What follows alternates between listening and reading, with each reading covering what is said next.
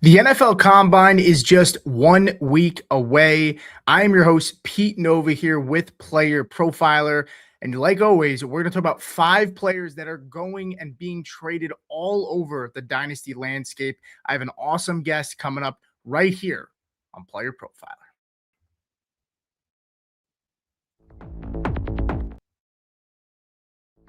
Oh, gosh.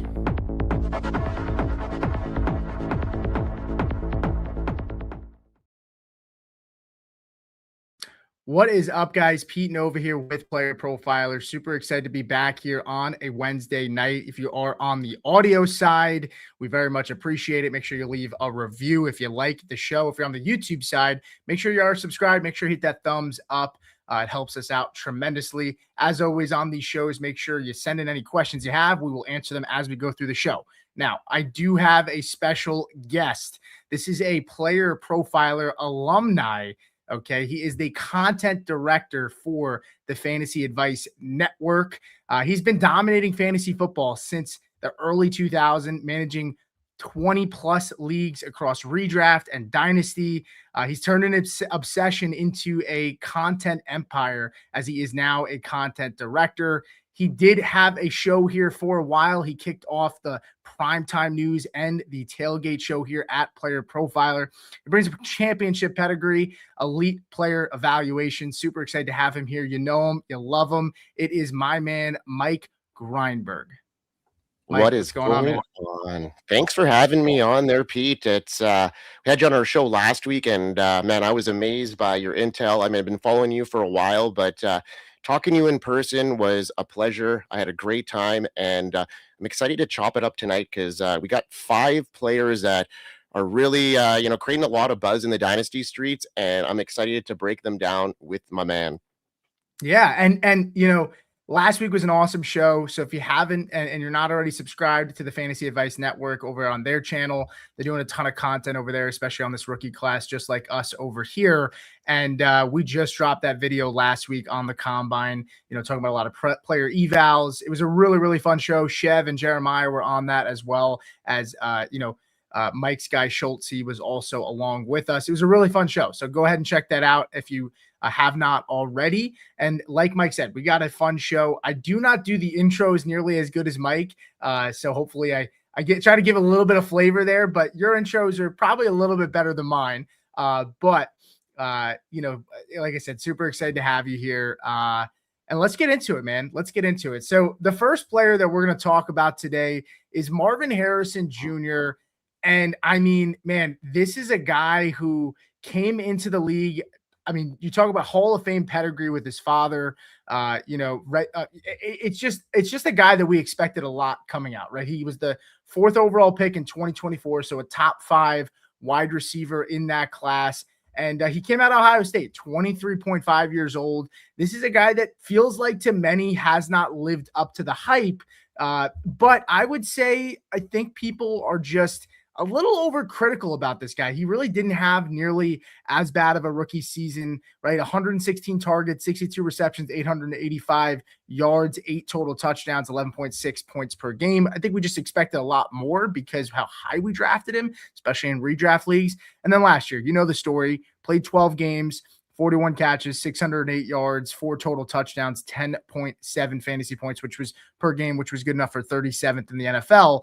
And his kind of room got overshadowed by Michael Wilson, who took over this room, Mike, when Marv went down. And obviously Kyler with the injuries, it became a Jacoby Brissett show. They ended up throwing the ball the most out of anybody in the NFL. He was chucking the ball like 50 times, and it opened up a lot of opportunity for Michael Wilson. We saw it a little bit with Marv in that Dallas game, but we really didn't get a chance to see him with Jacoby when all that opportunity was available. So it's kind of hard to weigh it, right? Because we had that one image of, wow, Michael Wilson looks so good, but he was also in an offense that was completely different to the one that Marv had been playing in pretty much the last 2 seasons. So what do you make of this situation with Marv and Michael Wilson? Is Marv still the top guy to own in that wide receiver room, or do you give that nod to Michael Wilson at this point? I still think Marvin's the guy. I'm not sure what that value is really. I mean, it's an offense that I'm really scared about. It's a situation that I'm scared about headed into this offseason. The numbers, they don't lie. They look solid on paper, but it hasn't matched his pedigree.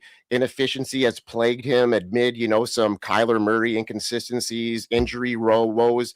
Now the real possibility that, the Cardinals could move on from Kyler as well. So a lot of situations here, and Michael Wilson was great, but I'm worried about the long-term longevity of this team and where it's headed. They got a brand new coach, Mike LaFleur. He brings in some of that Shanahan flair, but pairing him with Nathaniel Hackett as their OC is a really big concern for me. Hackett's track record in Denver, New York screams growing pains are ahead, not breakthroughs. So, long-term potential, sure, he's there. He's young. He's locked into that rookie contract through 2027, offering, some of that upside if everything clicks. But right now, the risks just outweigh the rewards for me. Lingering injury questions, volume caps, because like you mentioned, Michael Wilson, but also Trey McBride garnered a monster target share, and a major QB uncertainty could keep him stuck at a wide receiver 2 at best.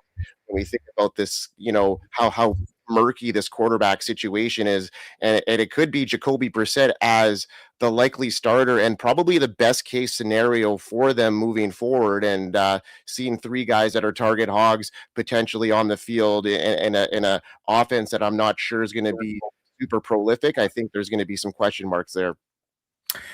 Yeah, and I think the Nathaniel Hackett stuff is kind of strange. It is a little weird, right? Hackett was hired as the quarterbacks coach for Miami this offseason, and then a week later, LaFleur gets the job, and then he jumps ship and goes over there for, I guess, what would be a promotion. I think, right? Is it the quarterback, or is he the OC, or is he the? I think he's the OC. Yeah, I'm pretty sure he's the OC now. So that's a promotion there. Yeah, and this entire team doesn't feel insulated. Now, of course, Marv is going to year 3, so when we think insulation, we think contract. He'll be there for a while, but that doesn't right now, being there for a while doesn't make me feel comfortable and confident. Sure, he has insulation because he'll be there, but it's not insulation where it's like, hey, this is a safe offense, and so there's insulation, and that situation will stay good, or at least, above average. And we have no idea, right? Kyler Murray, there's rumors he's possibly not going to be there. I think ultimately he will stay, whether he's the starter, whether he's the backup. Maybe if he's told he's not going to be the starter and it is Jacoby, maybe he does request a trade. But when you look at LaFleur's track record, I mean, he when he went to the Jets, right, he was hampered by not having a quarterback, and pretty much kind of felt like he was a scapegoat for that team when he did get fired, and really felt like he wasn't given much of an opportunity, right? And then obviously we know his relationship with the McVay tree. We know he comes from a good offense. So there are some encouraging signs at least there, but none of it matters if you don't have the quarterback. And so that's why I sit there and think, is he going to want to go back to quarterback purgatory? And you might say, well, Pete, quarterback purgatory is starting Kyler Murray or Jacoby Brissett, but I got news for you. I mean, you could look at the Browns quarterback room and feel a lot worse. So at least you're getting maybe close-ish to average, to slightly below average quarterback play. And that's not sexy, but I feel like LaFleur might use this year as a mulligan to say, you know what, it's his first year. If it doesn't go well this year, he's got the quarterback class next year in 2027, and he doesn't have to deal with the ramifications of, people, maybe Kyler gets traded somewhere else and he ends up doing well, and then it looks bad on him. I just have the vibe that LaFleur is going to end up keeping Kyler. I just don't know if Kyler is going to be the starter, if it's going to be a true quarterback battle, or hey, maybe somebody calling for Jacoby, who maybe doesn't cost nearly as much, and they decide to move him. Right? These are all possibilities, but the fact that we're talking about all of this, and then you have a player who was drafted as high as Marv has been, and he hasn't panned out for fantasy for 2 years.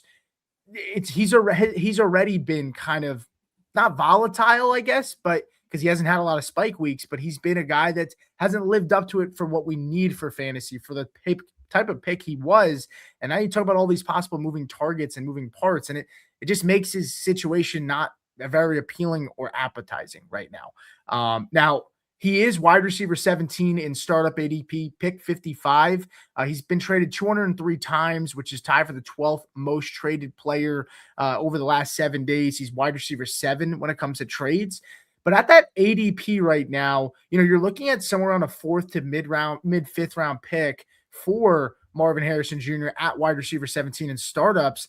That price there, is that appealing to you to take a chance on him? I mean, I know it seems like you still prefer him over Michael Wilson, which is understandable. I wouldn't knock anybody for feeling that way, but where he is and the guys that are ahead of him, I'll give you some context, right? Ladd McConkey and Egbuka are 2 spots ahead, and Brian Thomas Jr. and Rome Odunze are 2 spots behind. Do you feel like that's a good range for him, or is that still too high at this point? I think that's the perfect range for him with his pedigree, and I think the cost is baked in there. So I'm certainly not buying him because I'm in a stage where you know what's ahead, right? Some murky waters are there, and and if you're selling him, you probably played a premium for him, so you're just not going to give him up for nothing at this stage. So you're kind of in a fork in the road. You're not buying, you're not selling, and somebody that might sell him and trying to take a discount, maybe you can find that in a league or two, but with what I'm trying to project here. But yeah, I'm not in a situation where I'm buying him. I'm holding him to see what this situation with the new head coach, new OC, potential new quarterback, and see where this goes, because Michael Wilson is somebody that's not going to go away. I don't think. He took advantage of all the chaos last year. He did earn a lot of receptions, a great amount of targets, 1,000 yards, 7 touchdowns. And I know when Marvin wasn't playing, a lot of that usage was made in that second half surge where he had 56 catches for 775 yards and 6 touchdowns over those games. His yards per route run was great, 2.46 in the back half. So he came out and was actually really, really good. 97% on catchable balls thrown his way. His target share averaged out to be around 23%. So, he's earning. And, I'm not sure that the Cardinals are going to be in a lot of, game scripts where they're going to be in games next year potentially. And I think they're going to be there's not going to be a whole lot to spread around here and make him a wide receiver too. So yeah, that's a tough one for me. I'm holding him and proceeding with caution. Yeah, I think you could look at it and say, look, sunk cost. Some people might just say, I want to jump ship, right? I want to take Marv. And if somebody's, I mean, let's just roll a scenario out here. You have a dynasty owner that comes to you and says, hey, I'll give you the 105 for Marvin Harrison Jr. Now I say 105, he's valued in startup ADP between a 104 and a 105, right? That's where they have him projected with Dynasty Data Lab. If somebody came to you with the 105 in this year's class for Marv, would you be willing to move Marv for the 105? I mean, I don't think it matters if you're a contender or a rebuilder, because Marv, you're not sitting there saying, if I'm a contender, like, he helps me out more than these rookies would, because there's likely going to be uncertainty with whoever you get in the rookie draft versus whether keeping Marv. And so let's just assume let's just say it's Jordan Tyson, right? Because Tate and Lemon right now it seems like ahead of him, but landing spots are really going to be what determines where those wide receivers end up going in rookie drafts. Would you take the 105 today, right now, not knowing the landing spots, any of that for Marvin Harrison Jr. right now? Yeah, it's kind of like a chance of a re-roll here. You know what I mean? Like, you think of you're essentially lateraling this move and taking it back 2 years, essentially, in my opinion. Like, I mean, yeah, without the landing spot, that situation might change.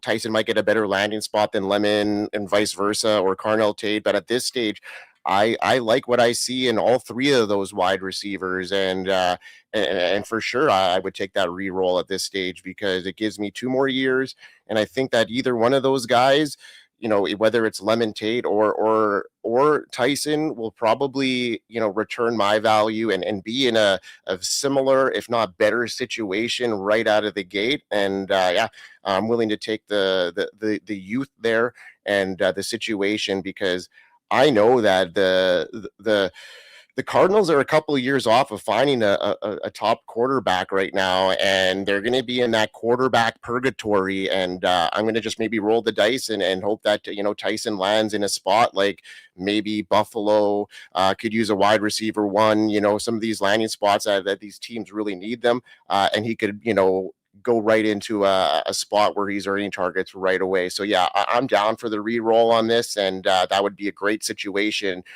for selling him. And if somebody's willing to give up the 105, I'm right on that. That's kind of where I'm at right now. Okay. Yeah, and very well detailed there. And I think I'm pretty much in alignment with you as well. We talk about the rookies. We have the combine coming up. We talk about the rookie picks and the wide receivers and where we stack them up versus a guy like Marv. But there is the Origins rookie draft. If you do have that rookie fever and you are excited and maybe you don't want to do the mock drafts, right? Or your rookie draft is not going to be for a few months away and you want to get a feel for what these draft rooms look like. Fast Draft did just drop the Origins draft, and you can go ahead and check it out right now over on the Fast Draft app. Rookie draft season is now, and you know that because on Fast Draft, we have the Origins tournament. That's right, the first, way too early, all rookie tournament is live. There's a $10,000 prize pool. Start practicing for your rookie drafts and leverage your knowledge of rookies by winning cash. And given that it's close to 50% full, if not already well beyond 50% full, a lot of those drafts included players that actually did not come out. So every draft that happens from here until this thing fills, you're getting positive EV. So go to fastdraft.app, get the app, and sign up with your host promo code for a $50 deposit match, or use code FAST. Fast Draft is the next hot fantasy game, so get out there and start drafting faster.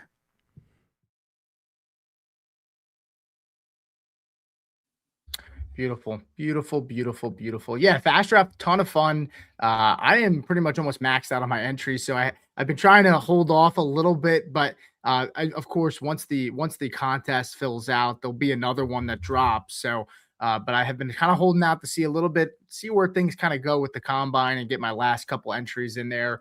But it's been a lot of fun. And when we talk about Fast Draft and when we talk about the younger players, this next team and this next player we're going to talk about is definitely not a youth movement, right? It's Terry McLaurin, a wide receiver from the Washington Commanders. And Terry McLaurin is wide receiver 8 right now over the last 7 days when it comes to total trades. He's been traded 201 times, 14th most traded player overall in Dynasty. This guy's 30.4 years old. He was the 3rd round pick and the 12th overall pick in the 3rd round in 2019's class. And this is a really big year for this team. It almost feels like a possible make or break year for Dan Quinn, in my opinion, because you look at this team, it was the NFL's oldest roster last year behind Jaden Daniels, and they had now had the 6th most cap space, right? 6th most cap space. I think Adam Peters has done a really good job with this team. 7th overall draft pick is what they also possess in their hands, that they could bring in some youth and bring in some impact players. They are missing their 2nd round pick and they're missing their 4th round pick. So they're going to have to do some damage in free agency. And again, they do have a lot of cap space, so they can and have the ability to do so. This is also a team that moved off of their offensive coordinator. No Cliff Kingsbury anymore. They moved off of their DC. So there's a lot of moving parts, and it's time to kind of inject a little bit of youth, right? Terry McLaurin is the veteran in this offense, right? Zach Ertz went down last year. Don't know if he's going to come back. So it's really that captaincy on that chest for Terry. And we'll see what happens, right? It was an up and down year for Terry. Terry gets the extension after holding out. A lot of concerns of people buying him and drafting him in redraft as well because of the holdout, because of the age and the holdout. And we kind of saw what normally happens with players that hold out, especially veterans. He gets injured after week 3 and struggled to stay on the field. He missed 7 games. So you talk about a youth movement, right? Hopefully, he can kind of hit the fountain of youth because he did sign a big contract, but he did look good when he was on the field. I will say that. This is a guy that had a career year in 2024, 15.8 points per game, which ranked 14th, and he had 13 total touchdowns, which was an absolute massive spike for Terry. But he also had the best quarterback play he's ever had in his career. So a lot of people were buying into that as well. David Blau comes in. He'll be a first-time offensive coordinator, backup quarterback for the Lions. If you remember him on Hard Knocks, he's now in town. They have $74 million in cap space. There's a lot of question marks here. Do they bring in another wide receiver? Deebo Samuel, they brought in last year. He was came on the scene really hot, Mike, and then he kind of flamed out a little bit too. He had a heel injury. He was lingering. And then you also have the Ayuk rumors. Is Ayuk going to maybe make his way over here too? That's possible. So with Terry McLaurin, what are your thoughts? So let's start here. Do you think that they're going to bring competition in this room? And does that concern you if you are holding Terry McLaurin in Dynasty? You know what? I'm going to start with saying that I think he's a strong buy for me at this stage, just based off of context. I'm really in on him. I think a lot of the struggles had to do with obviously Jaden Daniels missing the majority of the season, and when your star quarterback goes down, the rest of the dominoes will tumble, and they're not going to play as aggressively. Obviously, knowing they're out of the playoff hunt early, so there's a lot of situations here that obviously made for Terry to fade a little bit. And if you dig deeper into his usage in 2025, despite injuries, his performance and efficiency, it stayed elite, even though it was a season derailed by injuries on all ends of that football there. He still got explosive edge. He was a third round pedigree, but he proved better than that. You mentioned that Kingsbury's out and Blau is in, and you mentioned him being a backup quarterback. I think they're going to be more pass heavy. I think I heard him saying that McLaurin is going to be due for upwards of 10 targets per game, and those are field flipping plays, if you ask me, with his yards after the catch and the way he could separate. Yeah, they have that cap space, and I think they are going to bring somebody else in to complement him as a piece, but they paid him. Deebo Samuel is obviously likely out in free agency, and I'm not sure that whoever they bring in, unless Ayuk comes in on a deal, like you mentioned, I don't see anybody being at that caliber. They're going to be a great complementary piece, whether it be a veteran or maybe in the draft here too. They have some capital as well that they may want to use on Terry. So the long-term potential, I think, is still there. He's still the number one guy there, and a couple of years left for savants like him as a route runner. I think he's still got a couple of years left. If you look at guys like Davante Adams, Stephon Diggs in the last little while, they've proven at the latter age to be able to be fantasy relevant, and I think McLaurin's in that same boat. And the Commanders went out and paid him, so he's certainly a buy for me at this stage, especially where he's going in startups. He could definitely return wide receiver 2 next year and still be a value at where he's being drafted. Yeah, you mentioned Davante Adams, and Davante Adams actually is wide receiver 34 in startup ADP, with Terry being wide receiver 35. So they are right back to back. I mean, the market feels kind of similar. Let me ask you, Davante Adams or Terry McLaurin, they're both obviously contender plays, right? A rebuilder's not buying Terry or Davante. So is there a guy you'd rather have? Davante still looks like he's got a lot of juice. He dealt with some injuries last year, but he's in the better offense, I would say, for sure. Or Terry, who is two picks behind him, and is like a year or two younger, so you might get a little bit more time with Terry on the field. But Adams probably gives you a higher apex and ceiling. But you could also maybe argue Terry has less target competition, and so maybe he could get a higher ceiling too. Do you think the ceiling is higher for Terry than it is Davante at this point in his career? That's a tough question. I think Terry's ceiling is higher because I think he's going to garner more targets than Davante, and I think they're going to have a bounce back year. The Commanders are going to be in a lot more scoring opportunities than they were in 2025. I think the Rams are also, they got a couple picks here that may be investing into a wide receiver. There's rumors that Mekhi Lemon may look good in a Rams uniform, so I don't see them not bringing in talent to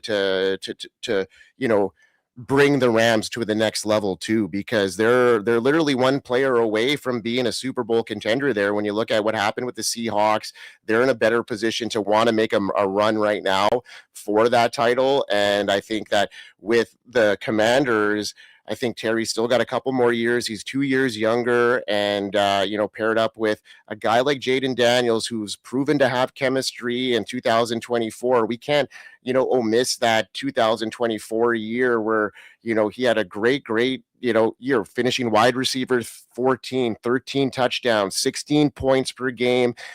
That led to that extension. So they obviously still believe in Terry. And I think, it was just a factor of all of the Commanders' injuries that just played into factor here. And I'm still, I guess I talked myself into Terry over DaVante at this stage. Yeah, I'm good with that. I love a man with conviction, and it sounds like you are convicted. So, I mean, you pretty much opened it up and said, I need to make sure it is well known that he's a buy for you, and I love that. I think the one thing that excites me about this offense is this could sound crazy, and maybe this is a hot take, but I am not the biggest Cliff Kingsbury fan. I think he's a little overrated. I think people blow a little bit too much smoke. He runs a very, very simple offense. It's not extremely creative, in my opinion. It's a lot of half-field reads, and I'm excited to see Terry maybe get moved around in the formation a little bit, maybe not as stagnant as we saw, and so maybe they get a little bit more creative too. And to Mike's point in the chat, Dynasty Dogs Mike, what's going on, brother? Said, competition might be better for Terry. It's going to probably benefit him, and I can definitely agree. I think overall, this offense being better is better for Terry. And to get better, they need an infusion of talent. They had a piss poor run game last year. Daniels was in and out of the lineup with injuries. They lost Debo to injury a couple times. I don't know if Debo missed time actually, but he had the heel. So like he was limited at least. So I'm kind of with you in that. I could definitely see, Terry being a higher ceiling play than DaVante. I think I still at this stage would go with DaVante just because I'm a sucker for that offense. I love Stafford, and I just feel confident that Stafford's going to get him the ball. And just the red zone targets alone is just super appetizing. But Terry does probably provide an extra year or two for you of competitive play. And so it just to you, I think it depends, right? If you think that the apex, right? If Terry's extra year or two of play is worth it, then maybe Adams, who I think has a higher ceiling, depends how high that ceiling is. Are we talking 1 point per game?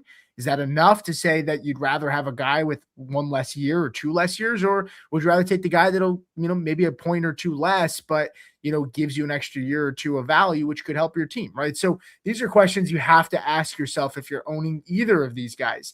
But what I would say is, Terry is definitely a buy for me as well. I think he's super, super cheap right now. I'd prefer Terry over DK Metcalf.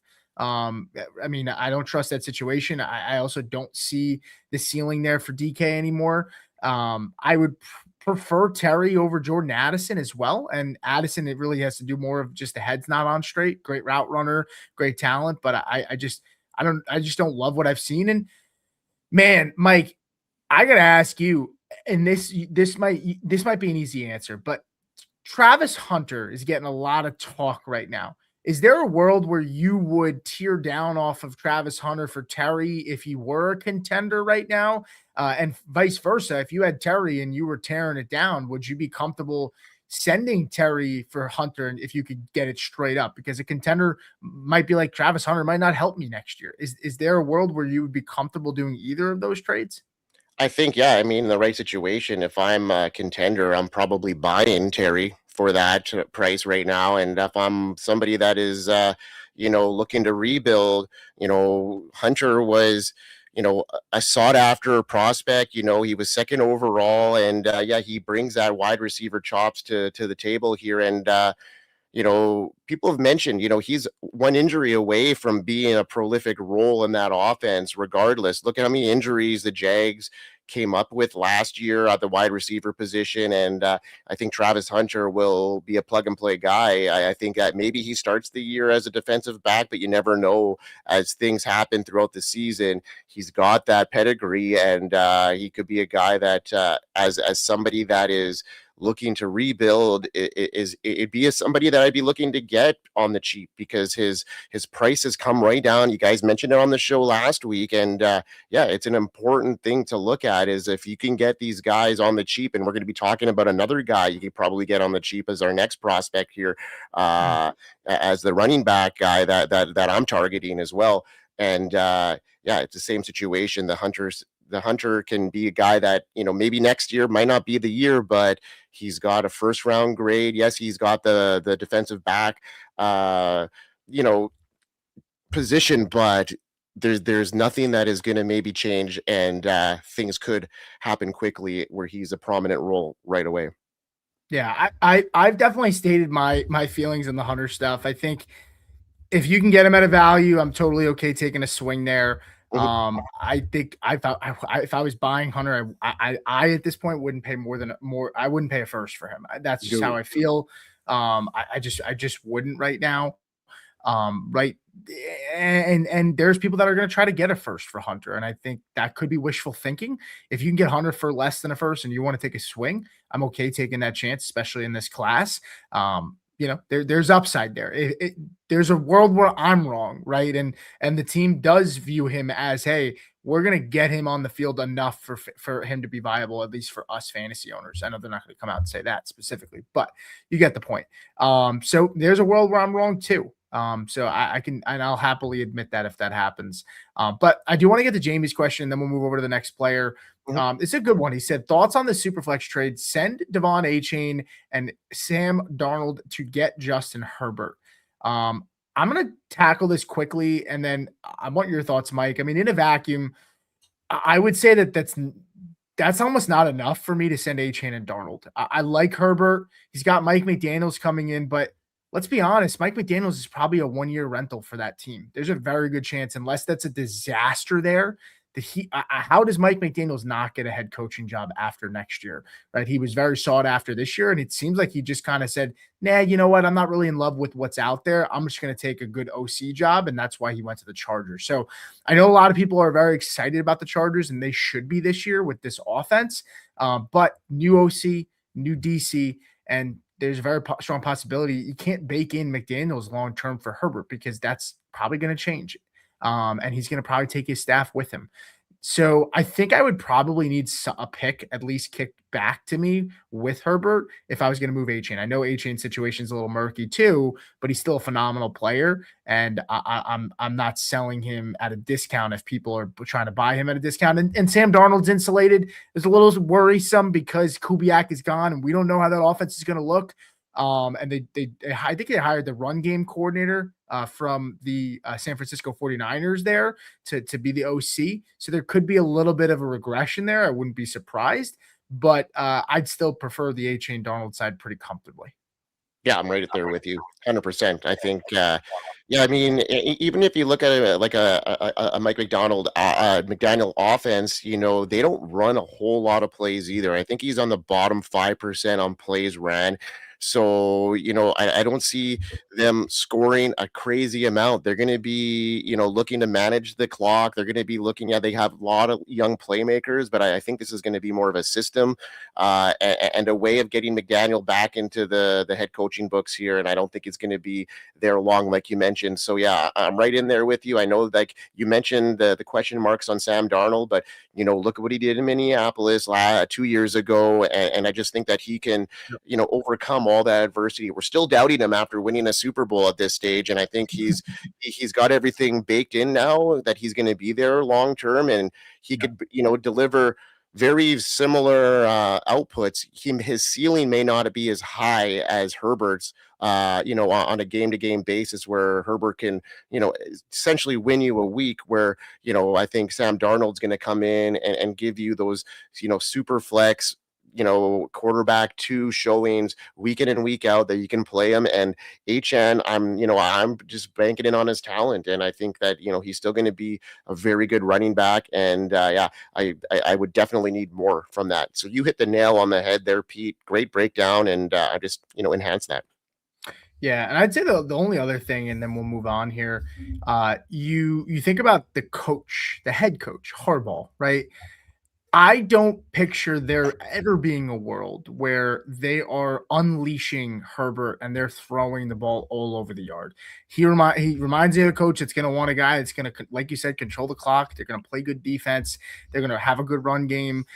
They invested in this offensive line, who is injured, at least on the tackles, but I think they're definitely going to beef up there. And they invested in the running back room. And so, like you said, Herbert maybe gives you like 1.5, 2 points per game, like difference over Darnold. That's not enough for me when you look at Achane and what he's going to give you on a points per game basis compared to, an average player in that room. Like you think about baseball terms, they talk about WAR, right? Like wins above replacement. Like when you think of Achane, like the points above a replacement level player, there's a steep drop off. There's not going to probably be a massive drop off between Herbert and Darnold outside of spike games, like you talked about.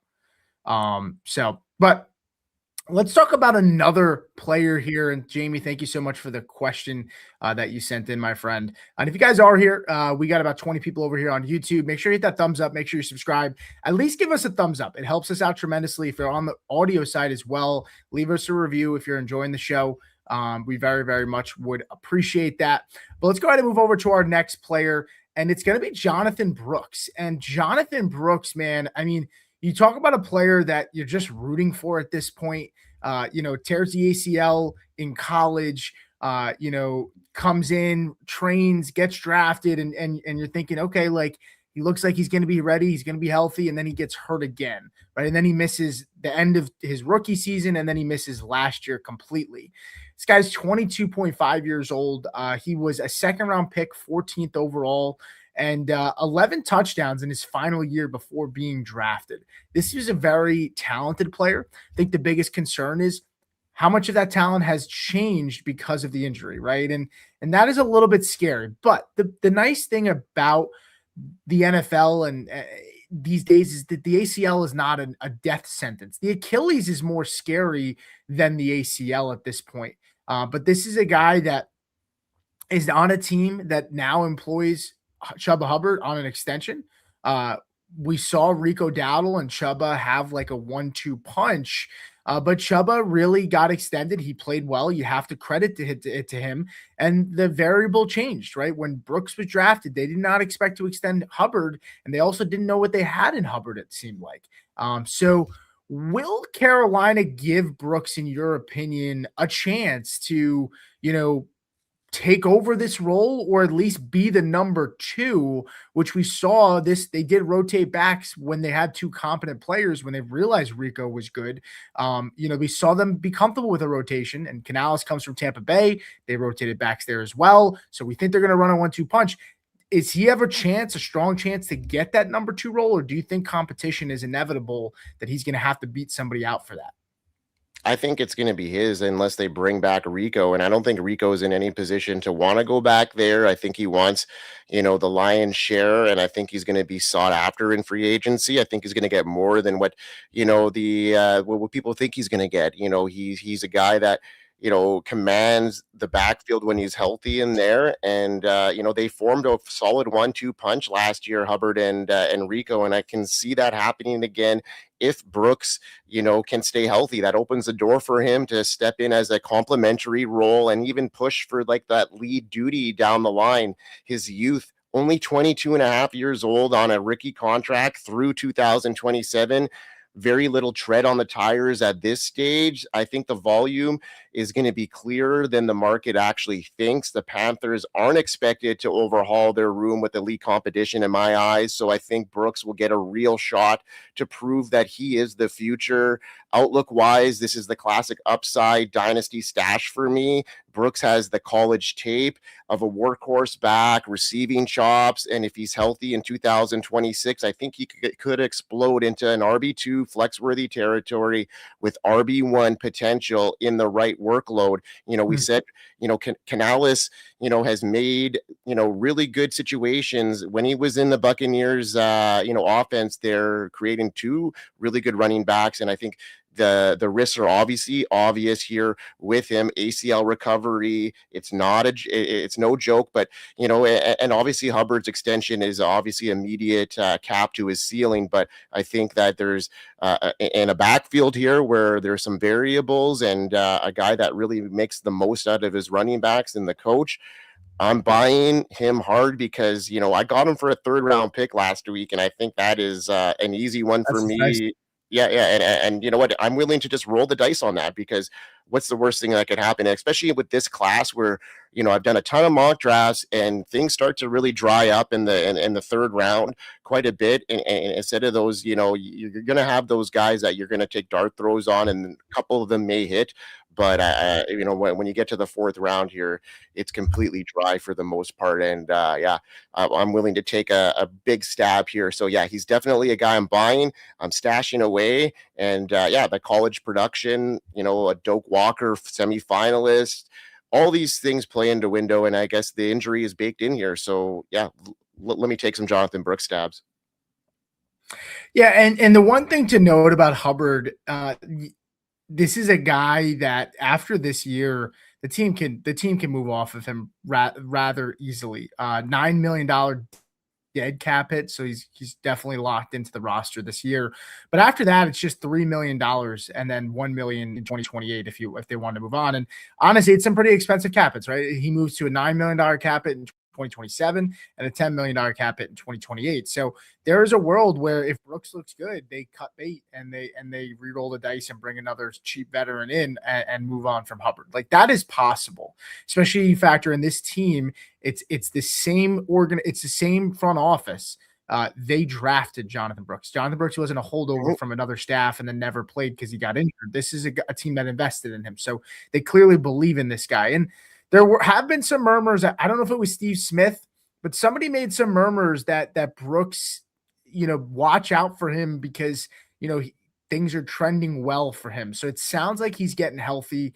Let's hope he does. And the one thing to note when you look at the way Canales runs the offense, it's a lot of receptions to the running back position, right? Both Rico and Chuba Hubbard last year both got Chuba. Everyone always gets so mad because I am the worst at pronouncing the names, but you just gonna have to live with it. Chuba 30 receptions last year, and then Rico had 39. So we know that there is work to be had in the receiving game, and like you said, Brooks is extremely capable. I mean, in that very short stint that he did play in his rookie year, he did have a game where I think he had close to 60 receiving yards in one of those games. It might have been 40 or 60, somewhere in that range there. But so he does have the chops as a receiver. And yeah, I think he's 100% worth a buy. If you can give up a 3rd round pick for him and someone's willing to give it to you, I would be fine if it was a high 3rd round pick too. I think there's a very big drop off in this class. Heck, if you could give up the 301 and get back Brooks and a 4th, I'd be okay with it because honestly, it's going to be such a crapshoot, in this draft class. Once you start getting later rounds, that you might have a not a similar chance to hit on a 4th round pick, but the point is that the rate of it missing is probably pretty similar in this class, no matter who you end up taking. So I think Brooks is a great buy. So I'm totally in there with you as well. We have some questions in the chat. We're going to get to them in a second. Before you do that, we both at least stated that he's a buy. Yeah. Just about Brooks too, like where do you have him ranked in this class if he would have come out this class? Like right now, he'd be my RB2, like in 2026. Healthy? So where does like a healthy, Jonathon Brooks, like coming out, like he'd probably rank, like as far as his prospect profile goes, his tape goes, he's my RB2 in this class at 22 and a half years old. I mean, that's right in there. So that's a 1st round pick, essentially. Obviously, the injuries baking that. So if I got him for a 3rd, that's a no-brainer for me. Sorry to interrupt you there, Pete. No, it's a good point, too. I mean, because you factor in, look, when we look at these running backs in this class, there are guys that I like. There are guys that I like, but I'm not sitting here saying, man, like that's a guy that's going to be a stone cold top 15 running back in Dynasty the next couple of years. Like, it's not there. It's a crapshoot, right? So the way I look at it is that a lot of these running backs are going to be depth players and role players in the NFL, not workhorse backs. And so the same risk you're putting into some of these running backs. Brooks is in a system. He was heavily drafted. If he's healthy, we know the talent's there. And I'm with you. I would say 2 or 3, somewhere pretty close. I really am starting to get in on Jardarian Price a little bit. I know I still have Emmett Johnson and Jardarian Price like right there at 2 and 3. But I would say if Brooks was in this class, he'd probably be ahead of both of them. So if he was healthy. So I think it's totally worth taking a chance, especially at that late pick. And when I look at the ADP for startups, I mean, Brooks, let me give you a hypothetical. Someone comes to you and they say, I'm looking to buy Tyrone Tracy off your roster. It's a Cam Scatterboot owner, and they have Jonathon Brooks. Could you see a world where you get Jonathon Brooks in a 3rd round pick for Tyrone Tracy? Is that possible?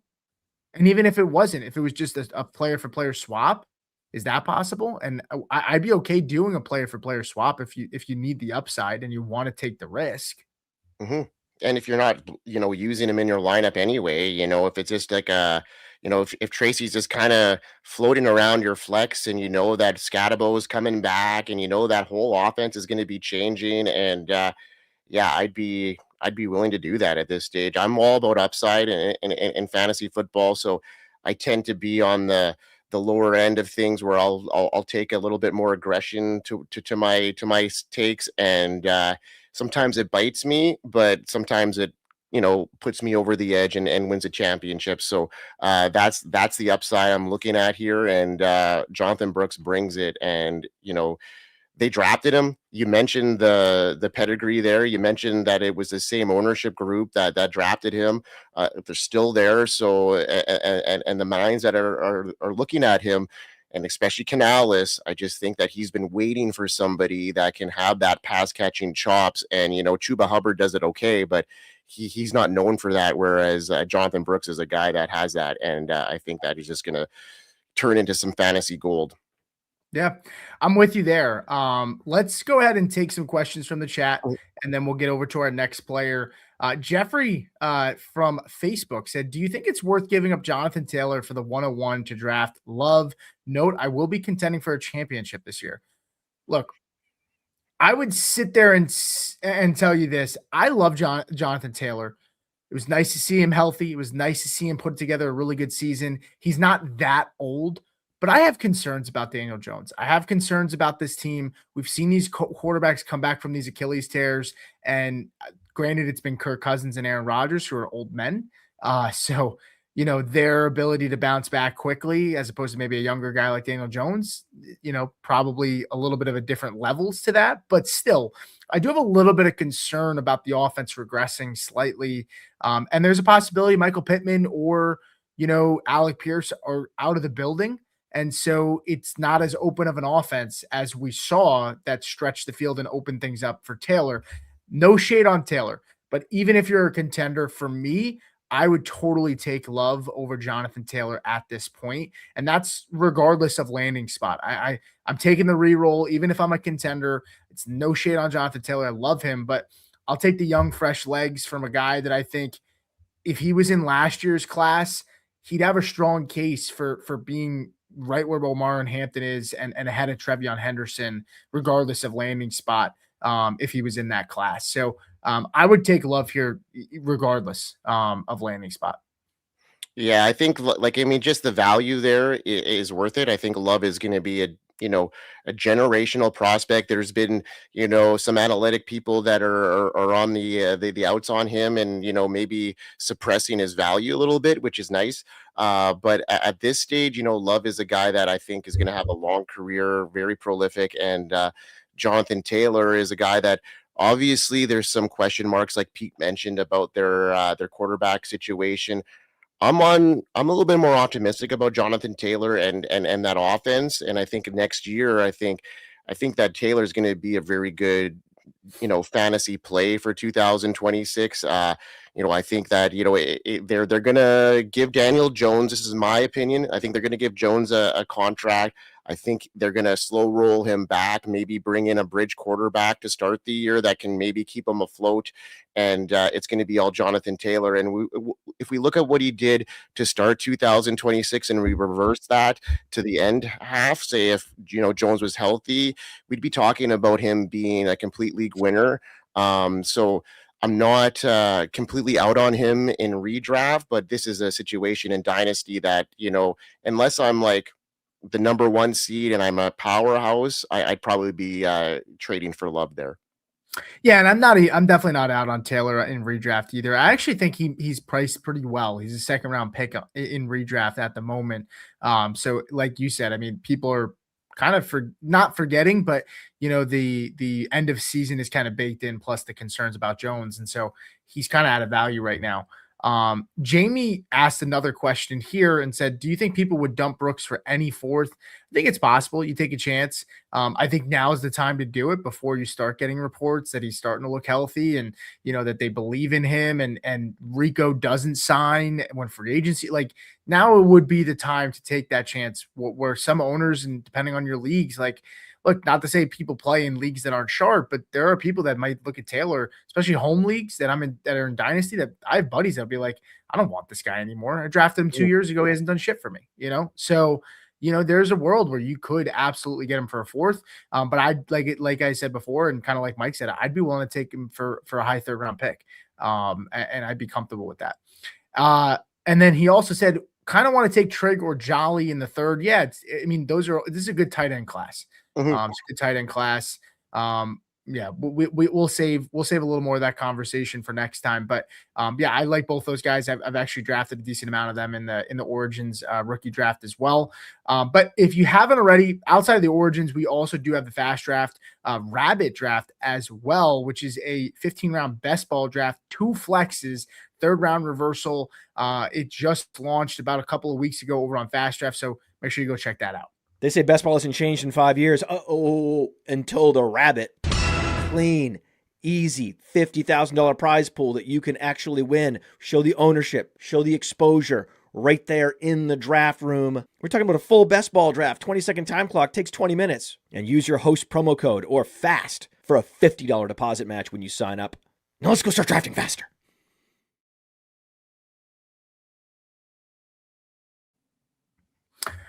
All right, Mike, we are getting down to the home stretch here. I do want to reiterate, I really do appreciate you jumping on. And if you're on the audio side, and well, I guess you can't see it on the video side either, Mike, on Twitter X at the FF Canuck 99. You can find his work over at the Fantasy Advice Network as well. You can go check out their website. Ton of information that they're dropping over there.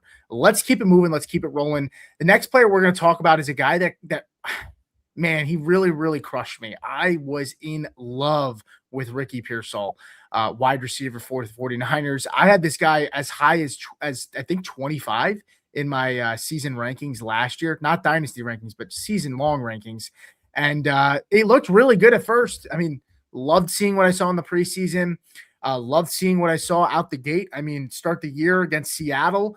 He had 7 targets, 4 catches, 108 yards, 14.8 fantasy points. Then against the Saints, he had 6 targets, 4 receptions, 56 yards, 9.2 points, so not as great. And then against Arizona, 11 targets, 8 catches, 117 yards, 19.7 fantasy points. So we had 2 games in the first 3 weeks where he scored over 14 points in fantasy for PPR and came out kind of feeling really giddy about it, kind of feeling good. Man, this 49ers offense, Pearsall looks like the guy. Ayuk's not coming back for a while.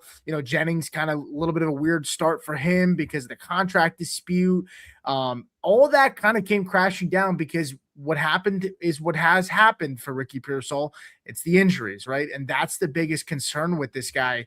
31st overall pick in the 2024 NFL draft. He's 25.4 years old right now. Wide receiver 12 in total trades at the moment in dynasty landscapes. 189 times he's been traded. 19th overall of all players. And Mike, what are you out on Ricky Pearsall at this point? I mean, it's really hard, I know, with the injuries, but I just want to believe. Am I still sipping the Kool-Aid a little bit here? I'd be holding on to the Kool-Aid a little bit. I mean, I was never a huge Ricky Pearsall guy coming into the league. I'm not a big tape guy. I'm starting to get into tape and watching it pretty religiously now because of our prospect guide that I've been doing a lot of work for. So, I was more of a data guy, and, he didn't pop off in some of the metrics that I was looking at. And but the wide receiver room is pretty thin there in San Francisco. The draft capital, there's going to be opportunity, so he's a solid hold for me unless a decent offer rolls around for him. I'd be willing to sell him, but I think that right now you paid the price for him, and then looking at his tape. He started strong, like you mentioned, popped up 14 fantasy points per game for the first little while here, and then followed by 19 points in week 3. So he had double-digit points in the first 3 weeks of the year. Great system. The fit looks strong. He has efficiency, but, obviously the injuries are a big plaguing here. But, when we look at the team context, it's upside. It's the upside driver for me. Ayuk is likely gone. Obviously, Jennings is a pending free agent. I'm expecting him to cash in elsewhere right now. They don't have the strongest relationship there in San Francisco with him after the Super Bowl situation where, they didn't, he had a great Super Bowl and they didn't really give him a bag, which I thought they should have. Kittle's dealing with his own Achilles recovery. He's going to be missing most of the 2026 fantasy season. So I think they're target tree is going to be wide open. Even if they do re-sign Jennings, I think Pearsall could emerge as a wide receiver 1. So, he's a guy right now, his injury cost is baked into that wide receiver 29 startup ADP. So yeah, is a guy that I'm still optimistic about right now based off his situation. So yeah, I'd be holding him right now if I were you, Pete. I wouldn't be losing steam because of what we've seen. You never know. It could just be an anomaly, these injuries, the gunshot wound, all this kind of stuff that is plaguing him. And maybe a full season of Ricky Pearsall could be what fantasy managers want. And you'd be probably kicking yourself in the ass if you got rid of him in your leagues and he went off this year, especially with how many variables are there in San Francisco. So I think they need to have a legitimate wide receiver 1. So Ricky Pearsall's got the head, start right now, if you ask me there. Yeah, and I think I'm with you. I think Jennings is on his way out. They couldn't get a deal done in the offseason. I think he's going to go cash in somewhere else, and I don't think this team is in a financial situation to do so. And it's a weak wide receiver class and free agency, so I think some teams going to be wanting to go pay for Jennings, who's a quality receiver. He's a good receiver, is willing to do the dirty work. I think Pearsall really fits in this offense, right? It's a timing-based offense. Yep. He's a timing receiver. He can get open, quickly, and he can play in rhythm with the quarterback in the system. So that's why I really like Pearsall. One thing to note too, yards per route run versus man, he was 10th in the NFL last year, 2.67, which is encouraging, right? Yards per route run, we talk about, there's so much data in fantasy football. There's so much data, and a lot of times it's some of it's important and some of it's kind of talking points. It's kind of just a lot of ways to just spin a way to talk about a guy that you really like. And, it's a way to kind of drum up a narrative or strengthen an argument. But there's only a couple that I think are really, really important. And yards per route run has been kind of that sticky stat that people look at and say, that's something that you can say is predictive for success in fantasy.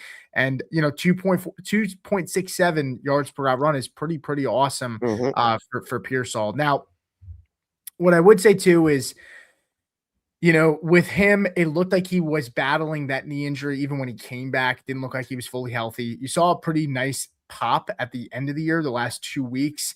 But this is a guy that was battling through it, and it was unfortunate, right? Could be a case of a guy that could derail his career with injuries, and we just never really see what he's fully capable of. That's 100% possible. When we look at where he is on the landscape with wide receivers around him, Pearsall is 29. I'd rather Pearsall over DK Metcalf. You could convince me for Christian Watson if you're a contender and you want to make a push, and maybe you can get like a pick with Pearsall to get Christian Watson, just because I really like what I saw from Watson too. He's a little up there in age, but he showed that alpha that Packers team hasn't seen since DaVante Adams. I think that's the strongest case for an alpha outside of obviously outside of Tucker, but strongest case for an alpha that they've seen in a pretty long time there. So you could make the case of a tier down for Ricky to Watson and Ricky to Higgins. I wouldn't tier off him to Addison or DK Metcalf. I prefer Ricky over Xavier Worthy still at this point. I'd be curious to know your thoughts on Worthy, because I know you follow the Chiefs pretty closely. You can make the case for Alec Pierce, who is wide receiver 37. I could definitely see buying him, hoping he gets a nice landing spot and making a run at him. But I like where he's priced right now. I would take Pearsall over Travis Hunter too. I'd roll those dice just because of situation and system. And if he's healthy, I trust that he's going to get the ball and have a strong role in that offense. We're still kind of on the fence with Hunter. But is there a name out of those players that I talked about that you say 100% you would much rather prefer over Ricky Pearsall? Are there a couple names that you prefer over Ricky Pearsall? Addison, DK Metcalf, Christian Watson, Jaden Higgins is an interesting one. I like Higgins, but I think I like him more NFL wise than I do for fantasy. I still like Higgins a lot. And then you have DaVante Adams. Alec Pierce is maybe an interesting one. What about Pierce and Worthy? Do you have a desire for those guys? Yeah, I don't think any of those names you mentioned, even Higgins, I was a big Higgins guy, but just seeing, how great that Texans defense is, I just don't think they're going to need to throw the ball a whole lot, right? I mean, they got Nico Collins as the target hog there. So, yeah, I think I got Pearsall over all of those. And you mentioned a name like Christian Watson. So it brings me to have some optimism about the path of Ricky Pearsall, because, Watson battled injuries, and then look what his breakout season brought this year. And he was pretty much a league winner down the stretch when we consider Absolutely. It, and that could be in the cards for Ricky Pearsall. So yeah, I'm holding a flame for him now, even though I wasn't in on him coming out. And actually last year I was in on him just like you. I had him highly ranked, just thinking of the situation, the Brandon Ayuk holdout, the Debo situation, him leaving, and like his rookie season, there were some red flags for me, but he casted those doubts with showing out this last year. That yards per route run is a huge metric, and changed the formula for me. And you brought up Christian Watson, and it just kind of clicked. It's like, why can't Ricky Pearsall do that? We can't hang injuries over these guys. It just because they have a history of it. Essentially, we just have to, I can't bank on injuries happening. Just like with Chris Olave, I was really high on him headed into last year, and he paid dividends for me because I wasn't, holding stake on his previous injuries. I know concussions is a bad one, but if we hold out, you're going to miss out on the Olaves. You're going to miss out on the Christian McCaffreys because you're afraid of them repeating an injury. And I get it. It stung when Christian McCaffrey lost that season and you drafted him highly. It stung, but it also stung watching him on so many championship rosters this last year if you were out on him. So yeah, there's a grain of salt to take with injuries. And maybe this year is the year that Ricky Pearsall stays healthy. Yeah, and props to you, and it's something that I try to keep myself in check too.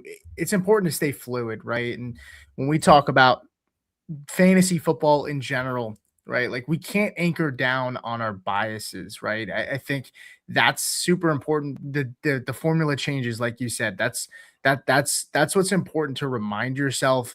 No situation is exactly the same. No player is exactly the same.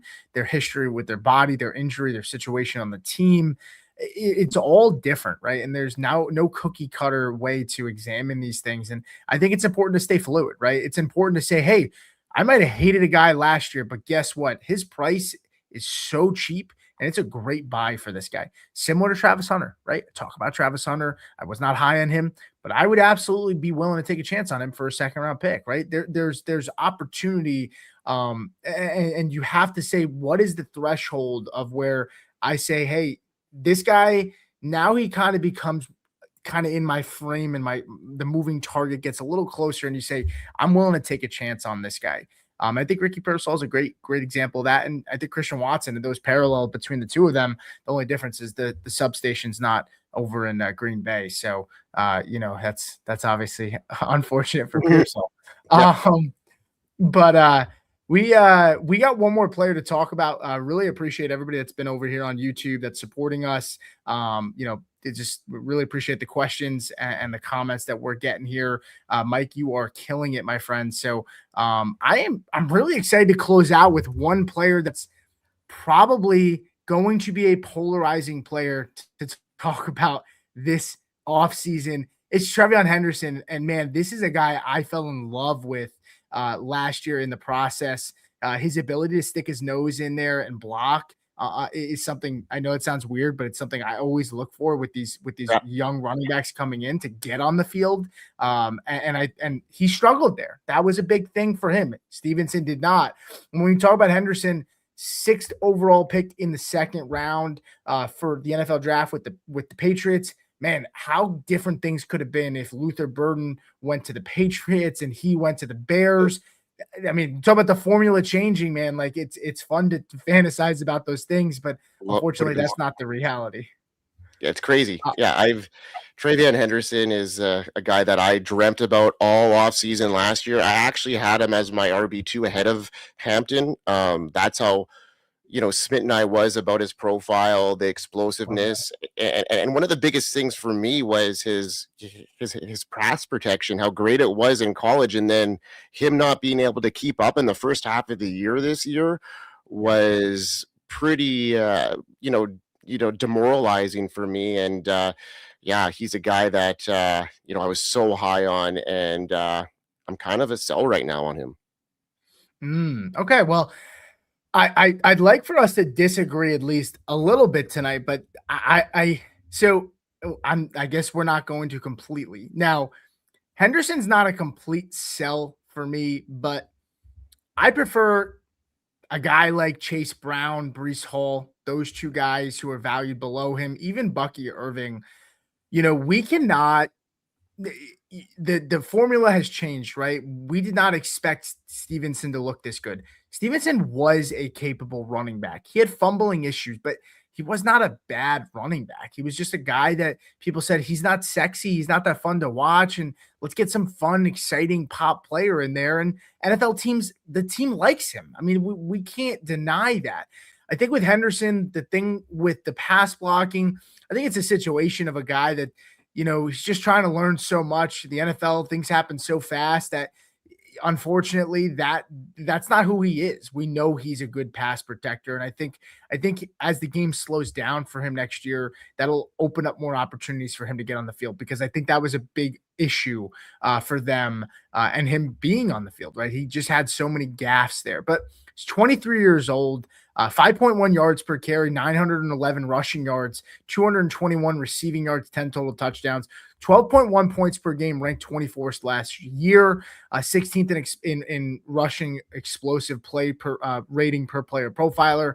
Stevenson, though, 9 touchdowns, 4.6 yards per carry, was very reliable in the receiving game. He caught 32 passes, which was 3 less than Henderson, who caught 35, but he also had 345 receiving yards, which was actually over 100 more than Henderson did. So, man, running back 8, pick 37 in startup ADP.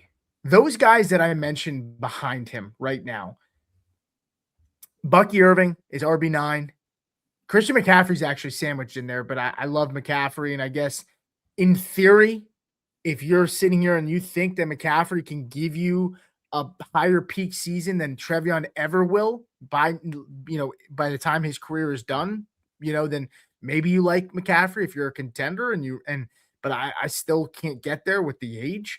But I understand if you think that peak is going to be higher, like I said, and a league winning year, and Henderson may never give you that, then I get the thought process there. Breece Hall behind him and Chase Brown. Those 3 guys, let's take McCaffrey out of it, and let's just talk about Chase Brown, Bucky Irving, and Breece Hall. Do you have those guys ranked ahead of Henderson right now? Because he's ahead of all of them. Yeah, I mean, I do, and I also got like Kenneth Walker ahead of him at this stage with how he came about. Yeah, I mean, couple of these guys for sure. And the reason why he's a sell for me is because he's being ranked as a top tier asset, which, maybe in a couple of years he might be, but we look at the dynamic there. Vrabel isn't going anywhere. Ramondre isn't going anywhere for the foreseeable future, at least not next year. And then they have the option to cut him after that.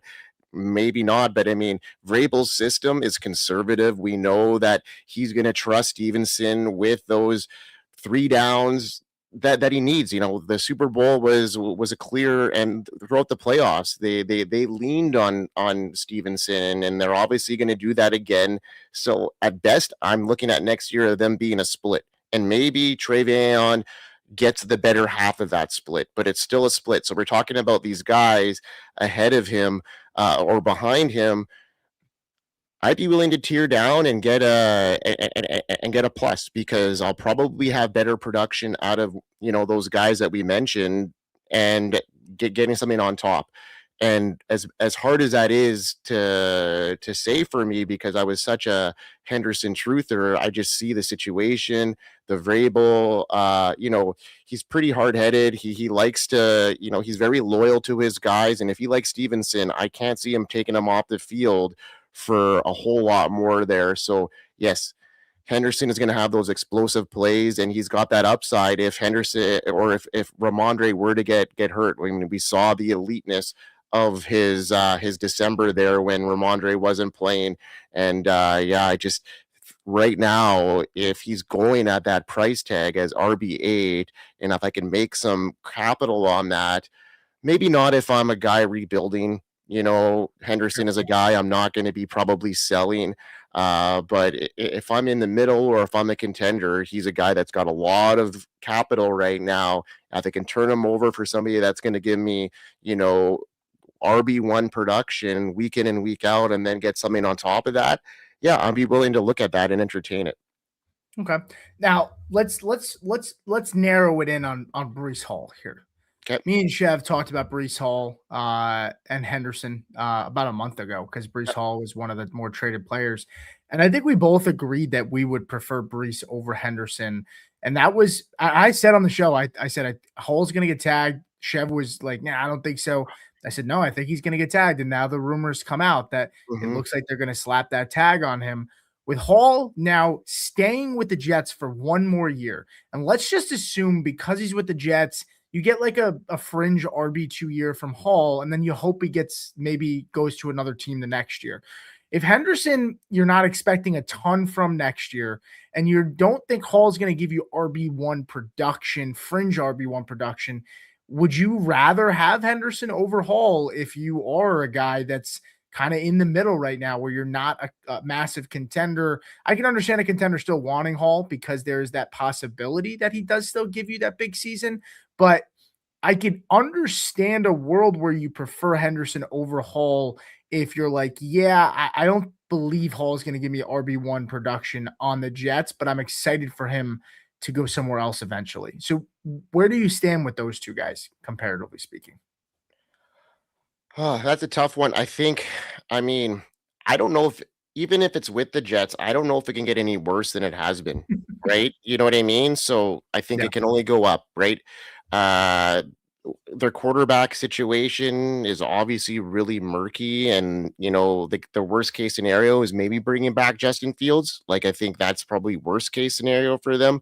And we know that with that rushing upside that Fields brings, it might take some weight off of. We never really got to see that whole dynamic evolve. So I think, Breece, as long as he's not splitting, carries with Braylon Allen, like throughout some of the, first part of the season I think Breece could be a guy that I'm still holding on as a contender, as opposed to TreVeyon, because of maybe the split backfield that Henderson's going to bring.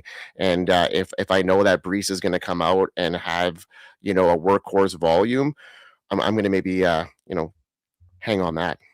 Okay. It's a really tough situation, but I'm not. I'd have to see who the quarterback is too with the Jets. And I mean, there's so many variables there. The tag is something I didn't think was going to happen, but it's looking like more and more like it's going to be a possibility for Breece, and that really sucks. Crazy enough, Breece is only 1 year older than TreVeyon Henderson. So that's encouraging. And what we have seen with Breece is we've seen a guy that can be that quote unquote 3-down guy. We haven't seen that from Henderson. We can see him getting there, but we haven't seen it yet, right? We have seen it with Hall, who's only a year older. So I can totally see it going either way. It's a good conversation to have. That was our last player, but I do want to throw a bonus player in here just because of the news that came out today. And I'm going to put you on the spot because you are a Chiefs fan. And I'm sure there are people that are listening to this that have seen what's gone on with Rashee Rice and the new stuff that's popped up today of there was a lawsuit filed, possible domestic violence stuff going on. We know there were rumors because there was an Instagram post about a month ago and we still weren't kind of sure. So we're like, is anything going to come of it? But now I'm not a lawyer. You're not a lawyer. We have no idea how to predict if the NFL is going to suspend this guy or not. But Rashee Rice is wide receiver 14. He's dropping by the day because when I started this show, the first episode was Rashee Rice, who was wide receiver 9. He's now wide receiver 14 in startup. So the market is telling us that people are becoming more and more hesitant when they draft him in startup. And obviously, the market hasn't caught up to him because it's only been a day or today since it came out, but I expect that to drop even further. Is Rashee Rice a top 20 dynasty wide receiver for you still? And he's got to be a hold, I would think, at this point, because we still don't have the news and probably selling him pretty low if you do sell him. Is that accurate, or where do you stand with him? Yeah, I mean, I think the talent is there. Is he going to be on the field is the other question, right? And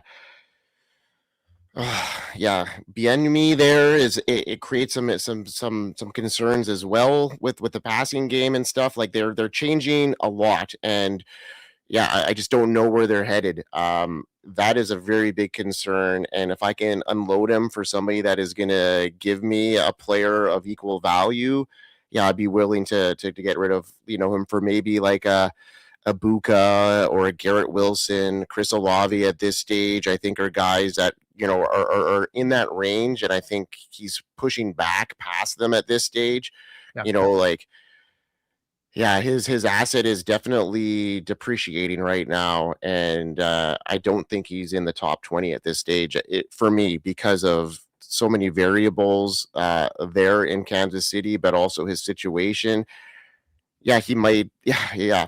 Suspension is a huge thing, and just his injuries, just his attitude. There's a lot of question marks here for me, and if I can get off of him, I will. I drafted him quite a bit last summer, and it kind of bit me because I thought it was going to be a good situation where he'd come in halfway through the season. He could be facing another suspension here now. So and the suspension's got to be. It's going to be probably pretty long, I would think. Yeah, it's another offense. He's only been in the league so many times for so long, and it's really not. It's a path you don't want to continue down, and we see it in this league with these wide receivers, and it's something I don't want anything to do with. Yeah, I'm kind of with you there. I've been saying I'm trying to move off of Rice for the past month.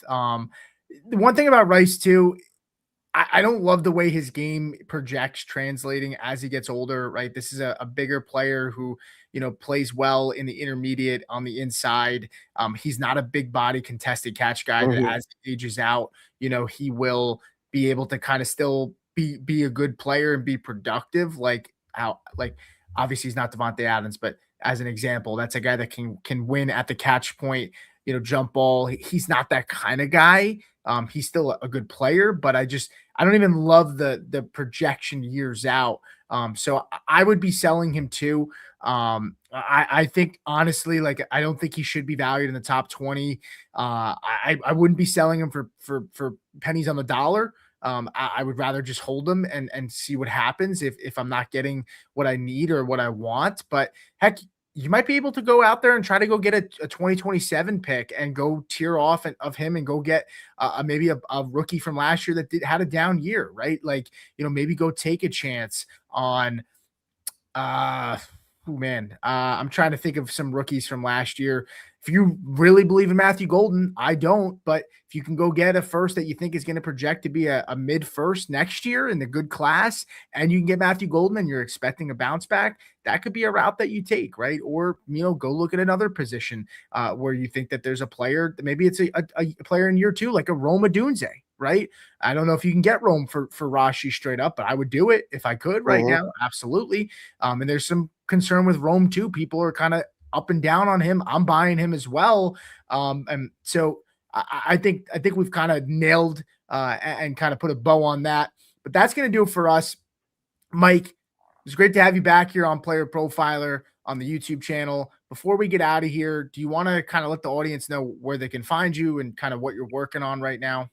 Yeah, man. Thanks for having me on. It was a blast. We went over time, which is great to know that, we were had a really good dynamic. So Pete, anytime, you want to come on a show, I'd love to hang out with you. But I'm the director of content for the Fantasy Sports Advice Network. So you can find my stuff there.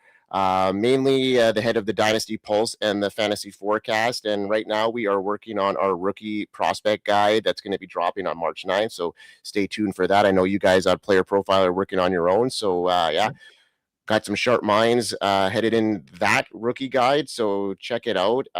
And be sure to follow me at FFCanuck99 on X. And it was a great time, Pete. Appreciate you having me on, man. Awesome.